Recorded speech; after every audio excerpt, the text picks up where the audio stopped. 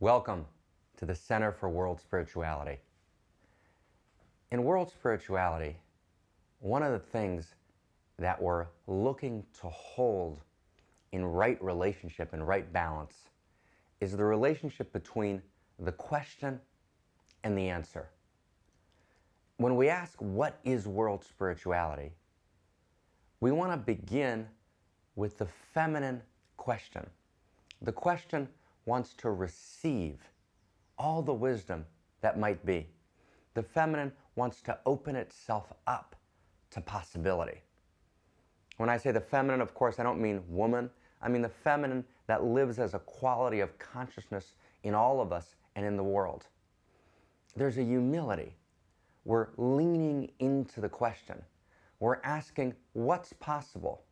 Is it possible today to articulate a cogent world spirituality? Is it at all possible? And if it would be possible, what might it mean? And we want to engage in genuine dialogue, right? Dialogos, right? To insert meaning, to step into the flow of meaning. We want to hear from as many legitimate, deep, committed people as we can who care passionately about this. And we want to be open and listening. It's the leaning into the question, the quest I'm on. It's the quest itself. It's setting our sights on that grail of a world spirituality in which we understand that that which unites us is so much greater than that which divides us. It's the quest itself, which is what it's all about. And then there's a second moment. And the second moment isn't about so much humility. It's about a kind of holy audacity. It has a masculine quality. It's thrusting forward. It's seeking not only to live the question, but to begin to provide answers, to provide genuine directions. Right? The masculine's about directionality. Genuine direction, genuine understanding, to provide clear principles through which a person might live their life in a world spirituality. And whenever you enunciate, for example, 10 principles, you have to pick 10. So there's a division, right? There's a masculine division, right? There's this side of the line and that side of the line. These 10 principles are in. There's a deciding. There's a living the power and audacity of the answer and holding the answer. Now, those two perspectives, what we might call genuine humility, humbleness, and sacred holy audacity, the kind of receptive feminine quality, and the audacious directional masculine quality, both of those qualities need to live together as we unfold a world spirituality. We need to be able to move between living the uncertainty and dancing in the uncertainty, and right, not getting lost in the uncertainty so much that the uncertainty devolves to a kind of relativism in which we don't know anything. We lose the truth of our knowing. We lose the depth of our authentic knowing.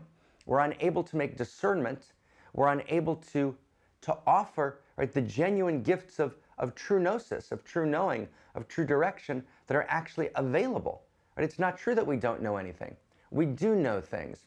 We know, right, that we're more than just our skin-encapsulated ego.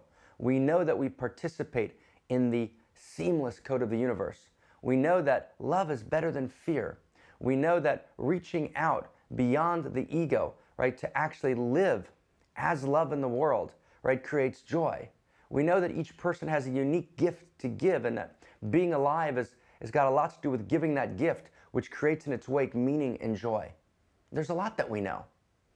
And yet, even as we don't want to get lost in an uncertainty that devolves to relativism, we don't want to become intoxicated with our certainties.